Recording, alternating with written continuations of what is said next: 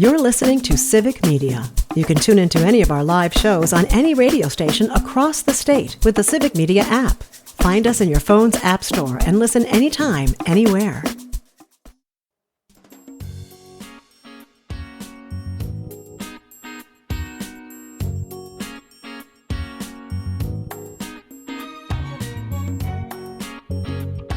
Live across Wisconsin on Civic Media, you're listening to Mornings with Pat Kreitlow, powered by Up North News.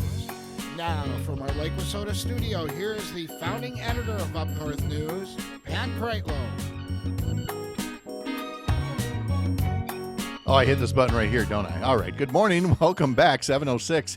Nice to have you here on this Friday morning, June 20th, 2025. Parker Olson's over in Madison Studio A2. Meteorologist Brittany Merlot is along as well. And I was mentioning, Parker, that was it 1975? Yeah. What was that big blockbuster movie that was premiering that started a trend of big summer movies? Oh, yeah. There. Jaws. It was Jaws. I just thought that would be nice because I found the promo for today's Up North News Daily newsletter. And it says here, come learn about 5 Wisconsin startups that were featured on Shark Tank. Oh. Is that close enough? Did I connect those dots all right? Yeah. All right. Yeah. That's okay. Good enough. So over the course of its 16-year run, several Wisconsin companies have dropped by the tank. Where are they now? And we outlined 5 of them that are thriving thanks to their exposure on Shark Tank. That's all part of our daily newsletter. Sign up for it over at upnorthnewswi.com. Boy, that was tight. I'm telling you, I should just go into the radio promo business with something like that going on. Brittany's here to tell us about where the storms are and where the heat will be. One is somewhere and the other is everywhere, at least if I'm understanding correctly. Brittany, good morning. You're right. All yes, right. Good morning. I was woken up this morning to a power outage. Yes, a lot of Wausau lost power in the overnight hours from those storms rolling through. Some heavy rain, too, anywhere from an inch to an inch and a half into portions of central Wisconsin just through the overnight. Now we've got rain in the Fox Valley, and we've got another little push of rain headed towards Madison right now. Now it's starting to weaken. It's not as strong. And overnight, it was just kind of sitting right where the front was and just training over the same area, which is why that rainfall got so intense. But otherwise, as we go through the day today, we are going to see all of the showers gone by about 11 a.m. The sun will start to pop out. We will see a nice day today, upper 70s to mid 80s. Getting a little breezy out of the south as those warmer temperatures start to sneak in. And then as we go through tonight, we do have a chance for another round of strong to severe thunderstorms. Kind of a repeat of what we went through overnight tonight, going on again tomorrow. So really wanting to fire up in the overnight, early morning hours and then rolling through the day, potentially tomorrow. It could make its way down south. If this happens, it will keep our temperatures cooler tomorrow, potentially throughout the state, where we may not hit the 90s just yet. But if this doesn't happen, those 90s are going to be taking over as soon as tomorrow afternoon. Regardless, we've got a statewide heat advisory in effect for tomorrow afternoon through the entire day on Sunday. And we've got a extreme heat warning for places far north. I mean, even into Ironwood, Park Falls, Hayward, Rice Lake, Eau Claire. And then that goes down to Milwaukee and Kenosha as well, because you've got that urban heat island. You think about all the concrete and buildings, it heats up faster in cities versus where there's a lot of grass. So that's what's going to be happening as we go into this weekend. It's going to be feeling like 105 to 110 degrees out there. That is dangerous heat. Stay hydrated and stay safe. All right. Let's see. From Robin Tigerton, I've got a few different things here that I wanted to hit, so sorry about that. We get a lot of messages coming in today. Good morning from Tigerton. Cloudy and 60, half an inch of rain overnight. I was busy getting my lawn mowing jobs done before the heat comes. He says, be careful on concrete highways like Highway 29, 10, 53, and the interstates with roads perhaps buckling from the hot weather. Let's see, he's going to his cousin Jody's funeral in Clintonville today. Then he's going to have a meal at Clintonville's A&W with a root beer float.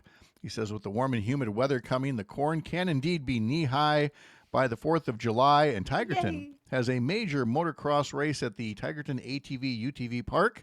There are a lot of people that are going to be coming there over the weekend. He goes on to say that he loves Brittany's shirt, which you. features weather legend Tom Skilling. And Yes. he concludes by saying, Tom Skilling showed my pictures on WGN in Chicago on his weather and social media sites. Rob is going big time Wow. here.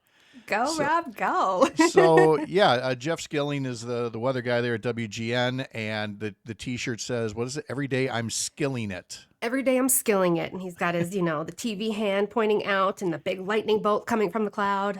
But it's special to me. I learned from him. I actually interned with him, grew up watching him, and I feel like a lot of my forecasting skills, skilling it, come from him. Well, to the point where, I mean, it's nice that you have paid homage to, somebody. Brittany, this is your time. It is time for a know. Brittany T-shirt. I know. We're What can we gonna. make? What do you Well, think? you've got the name Merlot. There is something we can do with that. Make it There is. make it rain Merlot.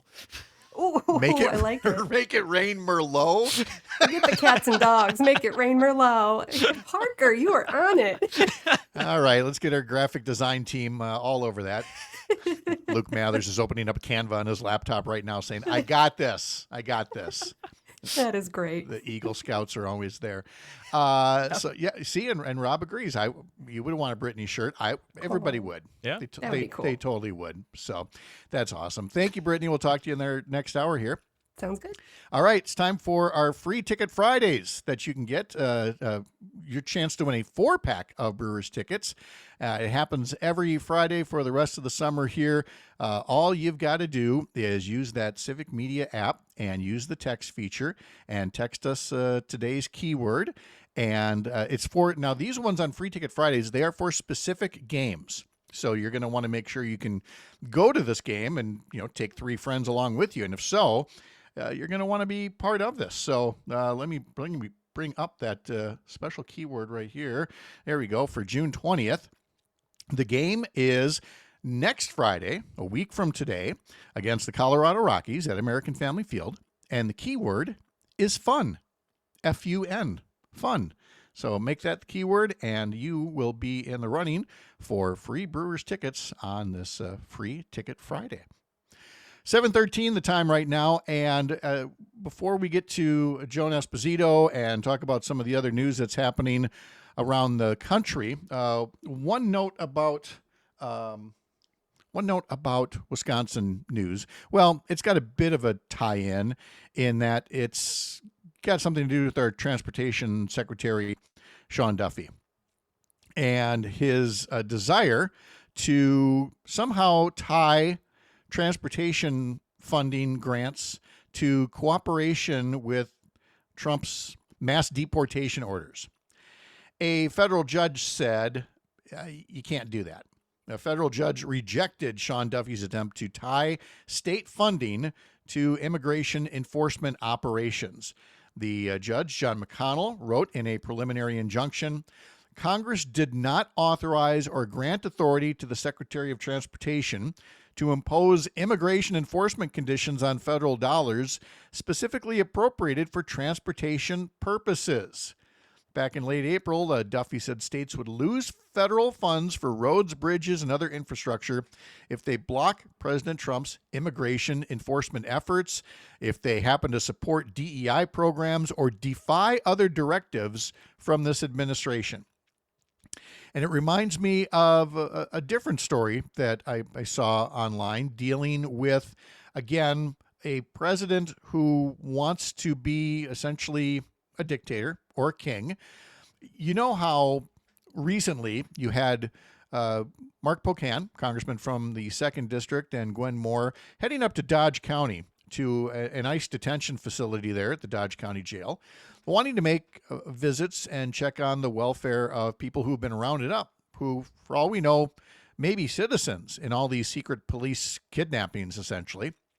Well, the Department of Homeland Security has now imposed new limits on visits by members of Congress and their staff to immigration enforcement facilities. See, under federal law, members of Congress can make unannounced oversight visits to immigration facilities that detain or otherwise house undocumented immigrants. Lawmakers are not required to provide prior notice of the intent to enter a facility to conduct this oversight. Oversight is a function of that branch of government. But in new guidance by ICE, it asks members of Congress to give at least 72 hours notice before a visit to the facilities. But then a spokesperson for the Department of Homeland Security went even further, suggesting federal officials shouldn't be allowed entry unless they give a week's notice. Spokeswoman Tricia McLaughlin said, and this is the quote that got to me, "A week is sufficient to ensure no intrusion on the president's constitutional authority." Let me get that again. A week is sufficient to ensure no intrusion on the president's constitutional authority. Tricia McLaughlin, what about the constitutional authority of Congress, of another co-equal branch of government, to conduct oversight? But McLaughlin says any request to shorten that time frame must be approved by Homeland Security Secretary Kristi Noem. That's not happening. But again, we wouldn't want to intrude on the president's constitutional authority. Well, but what if he's acting outside of the boundaries of the Constitution? Who's supposed to stop that? Oh, yeah, that would be Congress, the same folks that are simply rolling over right now for everything that Trump does. Which leads to this question. Then we'll do some sports and a break, and then we'll visit with Joan Esposito. But let me ask you this question. Can you imagine what Republicans in Congress would be like right now if Joe Biden was contemplating military action in Iran with virtually no oversight from the body that's given the power to declare wars? I mean, does anybody else think this is really being rushed here? And now you have Trump yesterday putting out a statement saying that he'll make a decision within 2 weeks. Where have I heard that before? Let's see. 8 weeks ago, Trump was asked if he could trust Vladimir Putin. And he said, "I'll let you know in about 2 weeks." When asked once about his tax plans, he said it would be out in about 2 weeks. When asked about his health care plan, at one point, he said it would be about 2 weeks. Evidence of conspiracy theories? 2 weeks. The fight against ISIS, 2 weeks. The opening of some coal mines during his first term, 2 weeks. Infrastructure plans. Remember Infrastructure Week? 2 weeks. At one point or another, that was the answer he gave. Which leads to this question, and I wondered this, and I hope all the medical professionals listening come closer to the radio. Think about this. Has Donald Trump unlocked the key to America's attention span? And if so, does this have some kind of metaphysical consequences for the understanding of the human mind? Is he secretly, very secretly, a neurological genius amongst us? Or does he simply know how to say, the parental equivalent of "we'll see"? And if so, again, where are the people who are supposed to provide that oversight and say, no, not 2 weeks. You have to give that answer now. You have to give proof now. You have to give a plan now. You have to give evidence now. But right now, everything that Donald Trump wants, and that would include stiff-arming members of Congress for making sure that American citizens and other innocent people aren't being rounded up in this mass deportation scheme of his, right now, it's anything Donald Trump wants. And if you want anything else out of him to change, you can ask him. He'll get back to you in a couple of weeks. Maybe. Brewers beat the Cubs 8-7. It wasn't easy. Had to overcome some horrific home plate umpiring, but they did it, and now it's off to Minnesota to take on the Twins. Pregame starting tonight at 6:35. We'll have Joan Esposito coming up next. You're Up North.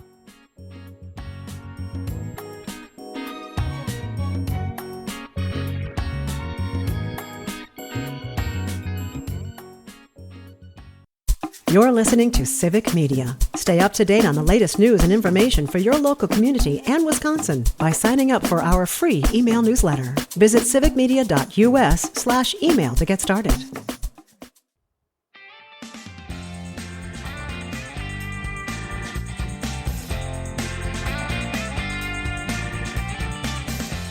Again, the key word is fun that you want to text to us if you would like to be in the running for 4 tickets. Great seats at American Family Field next Friday for the Brewers-Rockies game. Again, fun is this hour's key word. Again, the Brewers are in Minneapolis to take on the Minnesota Twins. A Target Field coverage begins on the pregame at 6:35 on stations in Richland Center, Oshkosh, Racine, Kenosha, Park Falls, and Hayward. A reminder that Up North News is now a 7-newsletter-a-week operation. One every single day. We've got our normal one on Monday through Friday with a mix of Wisconsin features and news. Like today, they're talking about what does Food Network have to say about fish fries in Wisconsin, for example.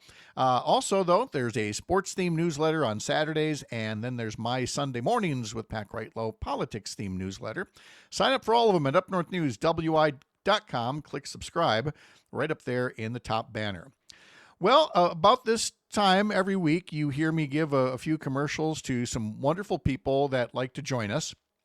I always tell you that former U.S. Attorney Jim Santel, you can hear him Saturday mornings on Amicus, a law review, 9 to 11 across Civic Media. I let you know that Mark Jacob has a newsletter, stopthepresses.news, or you can catch it at couriernewsroom.com. And, of course, Jennifer Schulze has a Substack newsletter about news coverage of current events. Indistinct Chatter is the name of it. And you can sign up going over to substack.com and search for @NewsJennifer. But in all three cases, they got other things going on this weekend. And you wonder, what can you do when you lose 3 superstars like that for a week? You find one superstar that can replace them all. That, of course, would be Joan Esposito, live, local, and progressive, weekdays 2 to 5 on WCPT Radio in Chicago. You can find links over at heartlandsignal.com. Joan, good morning. How are you? Good morning, Pat. Not the best, just the best we could find now. Oh, come on. Stop that. My goodness. Great to have you here. I know you've pinch hit a couple of times for Mark or Jennifer, and I know that they are more than happy that you're willing to do double duty today to help them. My pleasure. My pleasure. I love talking to you on the radio. And I want you to know, in 2 weeks, I will make the decision whether or not to buy Civic Media. So everything's in 2 weeks. I'm thinking about it. I will let you know in 2 weeks whether or not I will be your new boss. All right. Well, in 2 weeks, that is my deadline to whether I will, marry Jennifer Aniston. We all have our Donald Trumpian 2 weeks timelines that may or may not happen.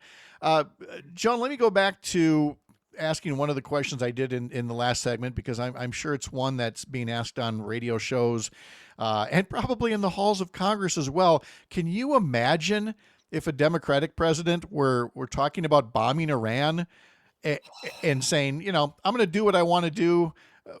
These folks in Congress would be losing their minds right now. And instead, we hear nothing virtually. Well, that you make a good point. You're absolutely right. The Republicans lost their minds when Barack Obama wore a tan suit. Okay. So, Pat, where are the Democrats who are out there on the Sunday morning news shows and the little news cut-ins screaming loud and long? Why aren't the Democrats taking a page from the Republican playbook and making a big deal out of this? Because everybody knows the Mike Johnson Congress is going to rubber stamp anything Donald Trump wants. Those Republicans in Congress are terrified of Donald Trump's wrath, of being primaried by him on an election that is coming sooner than they would like. So they're not going to stand up. But where are the Democrats screaming about this? There are a handful of voices, the ones who try to get into ICE facilities, the ones who are fighting to get people released from detention, the ones, Maxwell Frost, I remember leading a delegation to try to get into a building that had been occupied by Doge. But on this issue, where is the Democratic outrage that Donald Trump, seemingly without any input from Congress, is going to make this decision? This is why people get so frustrated with the Democratic Party. They have these golden opportunities handed to them of a built-in cause to talk about, to be passionate about, Crickets. So far. So far. And I mean, to be fair, there have been a couple of Republican voices saying, we don't want to do this. They're not really saying it in terms of opposition to Donald Trump, though. It's because they have a memory and they remember that most of the last Republican presidents have gotten us into foreign entanglements in the Mideast, and it hasn't really gone well. And well, they are doing the war powers resolution. Ro Khanna. I don't think they've gotten any Republicans beyond Thomas Massey from Kentucky, because they wanted to put together this bipartisan rule that reinforces a rule that already exists that says if you want to go to war, you need congressional approval. And even though a lot of Republicans give it lip service, I was reading an interview with Ro Khanna where he said, I know there are a lot of Republicans who agree with this, but they're terrified to put their name on a war powers resolution. It's just the government by bullying is just something I never thought we'd quite see this way in our lifetime. Joan Esposito's here, and we're going to continue that conversation after this break. First, a reminder that on Monday, we're going to be joined by State Representative Francesca Hong. She is on the Assembly Education Committee and has a lot to say about how things are being handled with the state budget and education funding. Well, she'd have a lot to say, but her committee chairman doesn't seem to want to let her talk about these things. So we thought we'll give you a place to talk right over here. And so Francesca Hong's going to join us on Monday. Fun is the key word to send in through the Civic Media app. Text that to us, and you're in the running for Brewers tickets for next Friday's game. Back more with Joan Esposito here from the heart of America's up north, live from Lake Wissota. Thanks for making this the place to spend part of your Friday mornings. I'm Pat Kreitlow. This is the Civic Media Radio Network.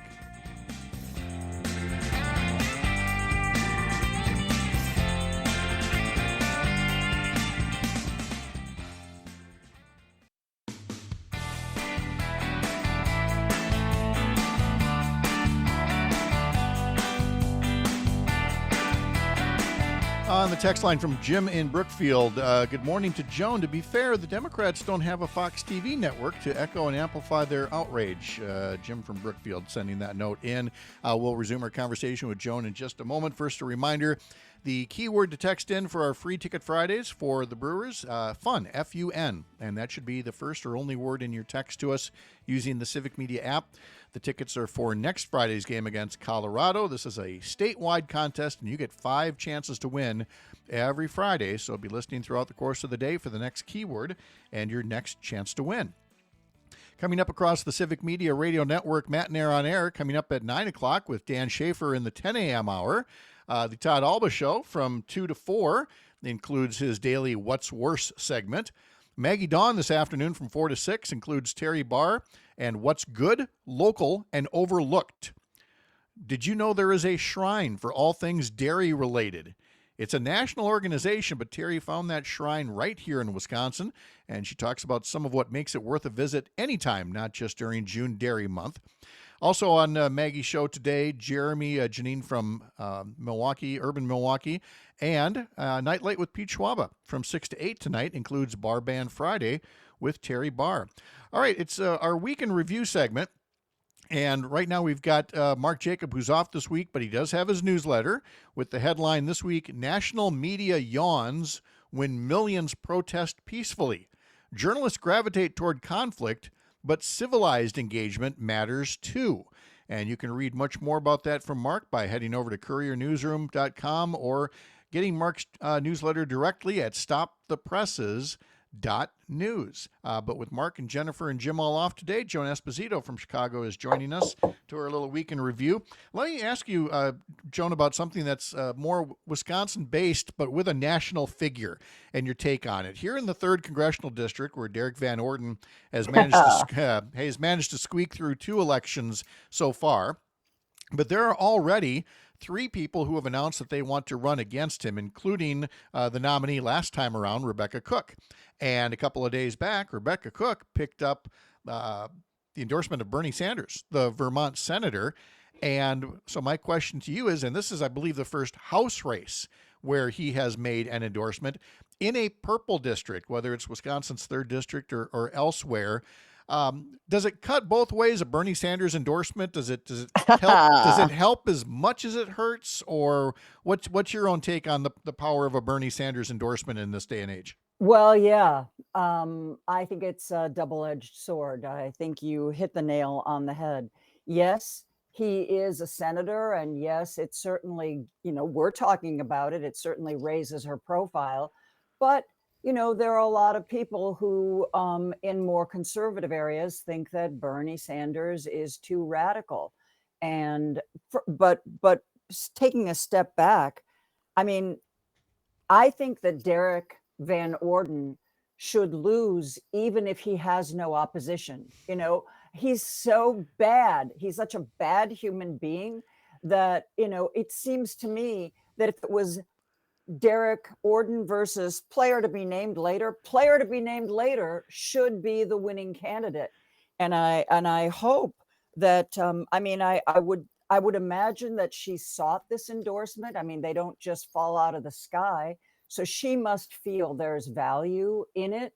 But you're absolutely right. There are people who associate Bernie with AOC and AOC with it's too far left. So hopefully she's thought it through and really feels that this is a plus for her.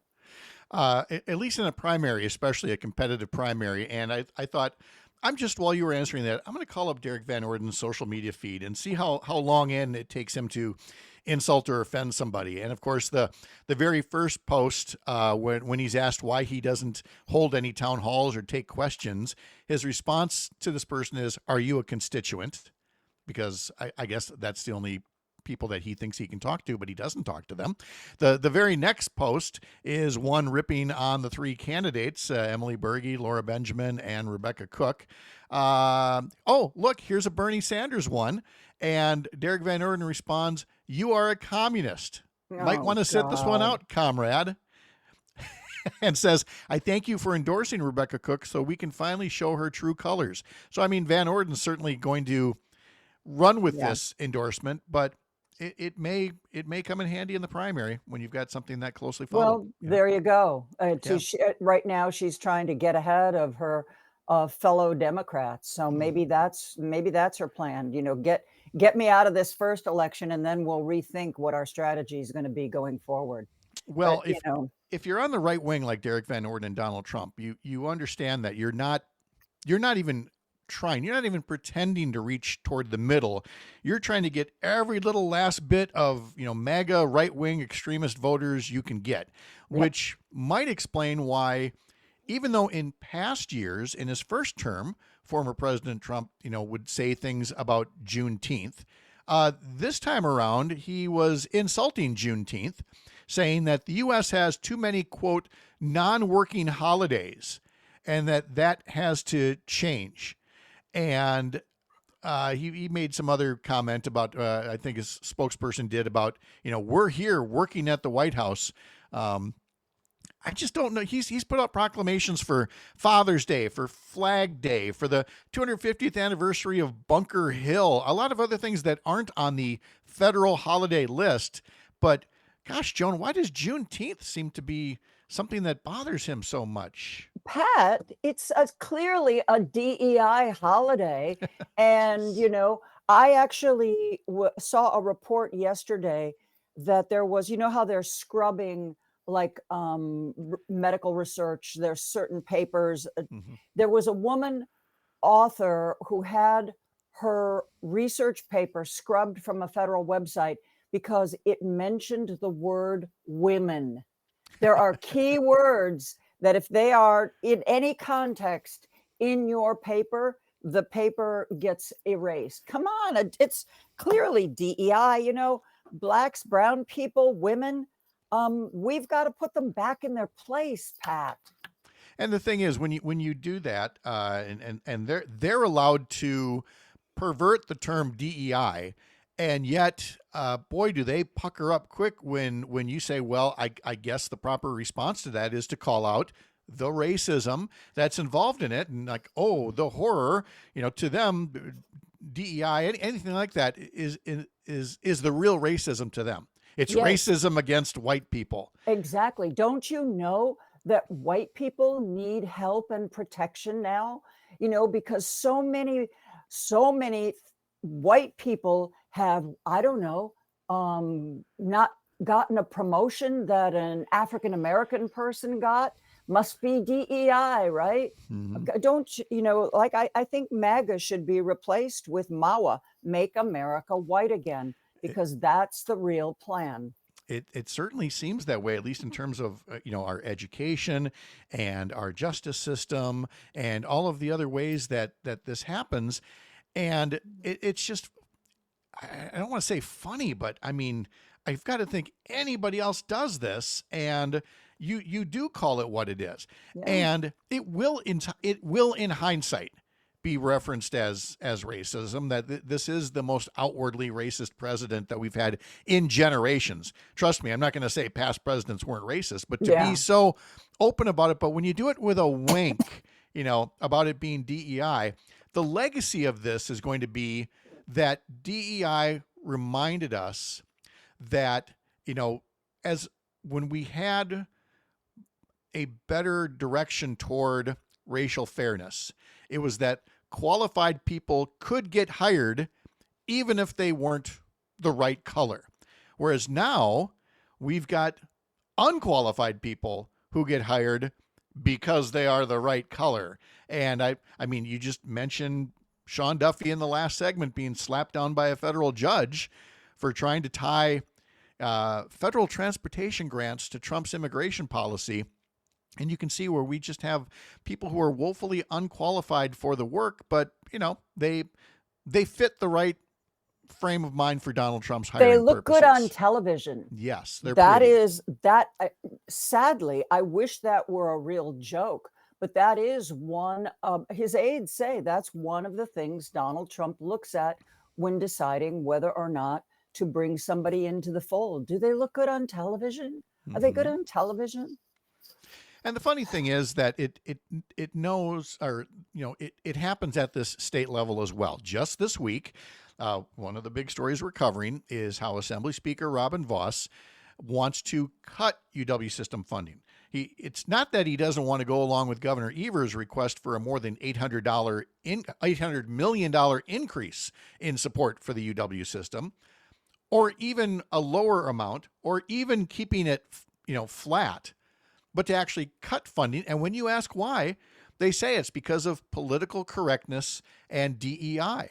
And I just wonder, how do you resolve that without having some kind of MAGA thought police on campus to guarantee that we talk about, discrimination against white people or something, I guess. Yeah, it's such a lie. Just like Donald Trump going after Harvard for anti-Semitism. Apparently, no one told Donald Trump that his Jewish son-in-law is a Harvard alum. It's just lip service, It's just owning the libs. It doesn't matter how many people you hurt if you own the libs. That's I've heard people say that, and I thought, oh man, an elected official can't be that basic. But I believe there is some truth to that. Oh, people in my district will be hurt by this. Yes, but how many others will be so pleased that I owned the libs?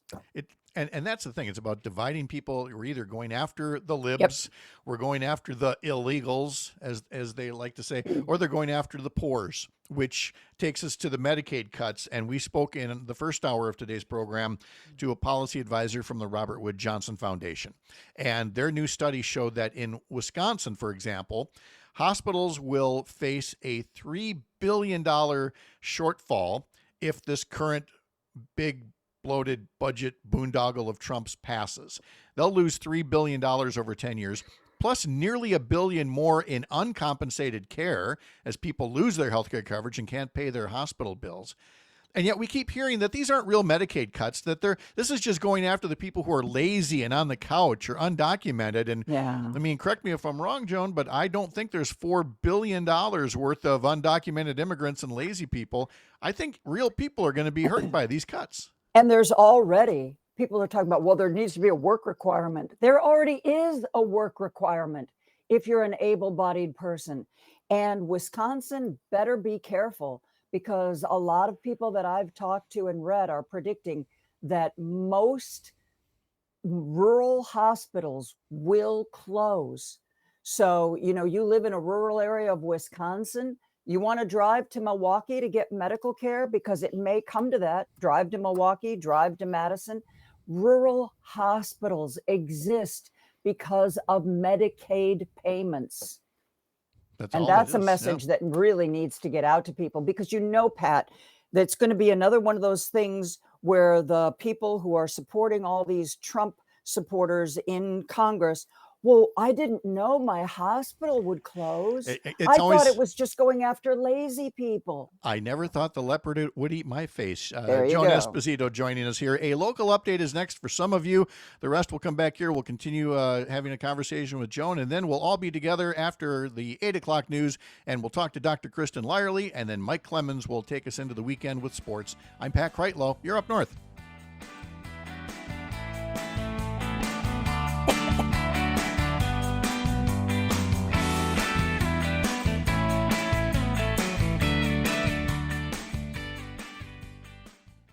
You're listening to Civic Media.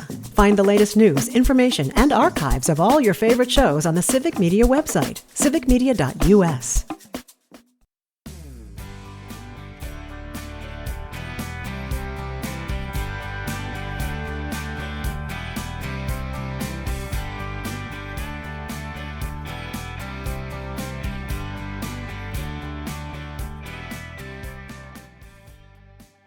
Hey, Pat, you're muted. No. Oh. That's so fitting for this lovely Friday we're having. Jeez. Joan, do you believe... Joan, you are a radio professional. How long have you been in broadcasting?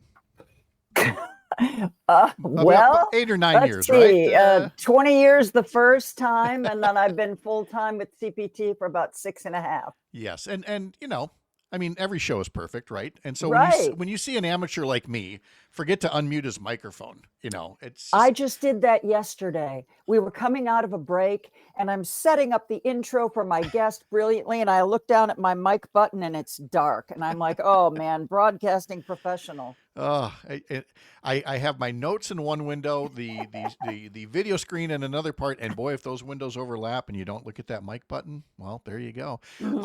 Let's see. Was I saying something really profound? No, not a chance. So let's just resume our conversation now with Joan Well, Esposito. I don't know if you saw the note I sent while you were in a commercial break. I was watching CNN. Ro Khanna was being interviewed by, I don't know, whatever morning host. And he said he was really disappointed of the way Schumer is responding or not responding over Iran. Just what we were talking about. Where are the Democratic voices? And to your texter, no, there's no Fox, which is an open door policy, but there is MSNBC. There is Morning Joe. There is George Stephanopoulos. There are the Sunday shows. And, even if you can't get a booking, which is hard to believe, hold a press conference, go to a federal building and let all the media know that you're gonna have some harsh words, and they'll be there. Well, and let them know the stakes of this. I mean, look, it's not... Donald Trump loves to play soldier, as evidenced by that parade last weekend. He for a guy that his bone spurs kept him from going into the armed forces during the Vietnam era. He loves to play soldier right now, and thinks that, well, you just push a couple of buttons and you blow up a couple of things in Iran. And I think one of the things you've heard this week in the past couple of days are people saying, yeah, we said that about Iraq as well. And, more than 3,000 dead Americans later, have we learned that lesson yet? And I don't think it is hyperbole at all for Democratic members of Congress, or frankly, Republican ones too, to say, we remember Iraq, we remember Afghanistan, and we're frankly not really sure this is what we should be doing right now. And there's another argument that probably holds more water with Donald Trump. Republicans are reminding him that he promised to be a peacetime president.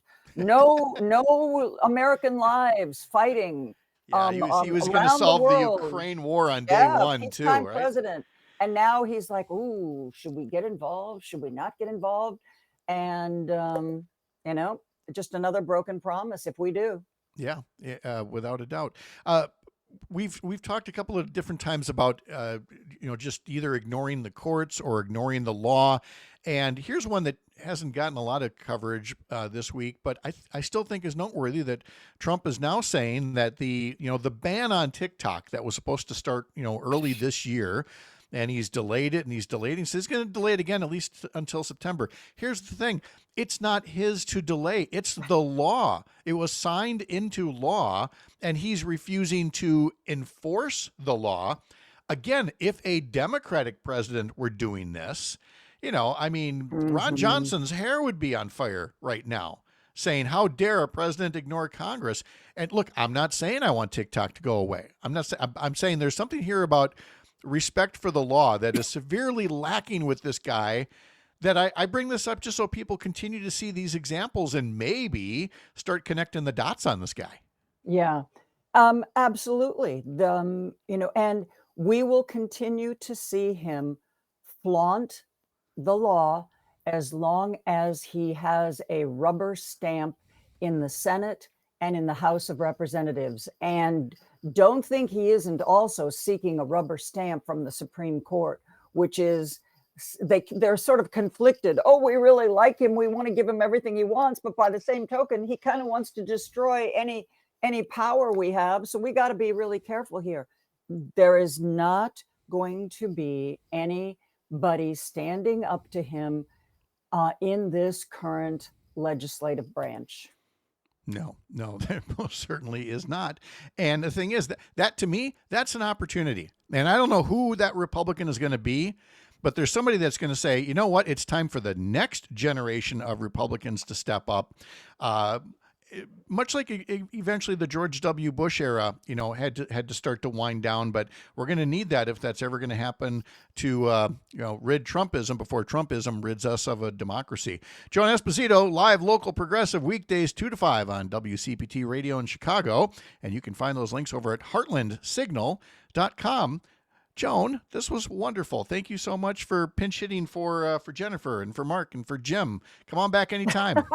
I do the work of 3 people with you. As you always have. We appreciate that so much. Thanks, Joan. Have a good weekend. Thank you, Pat. You too. All right. Coming up in our next hour, we will have Dr. Kristen Lyerly on.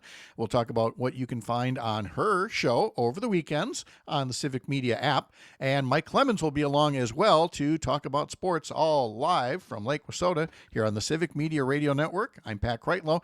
Find out everything that we do at Up North News over at upnorthnewswi.com and click subscribe up in that top banner. We'll be back after the 8 o'clock news.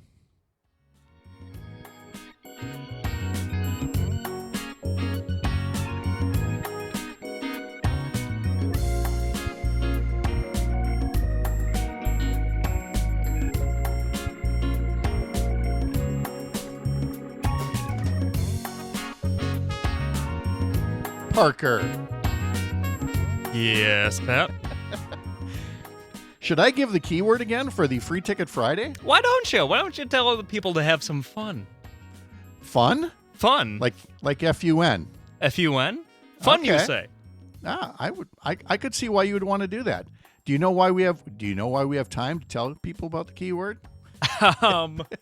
Because Pat once again was looking at the wrong clock. It's right here on this Post-it note. And hey, you're going to get a commercial in 4, 3, 2. We'll be back. I'm so embarrassed.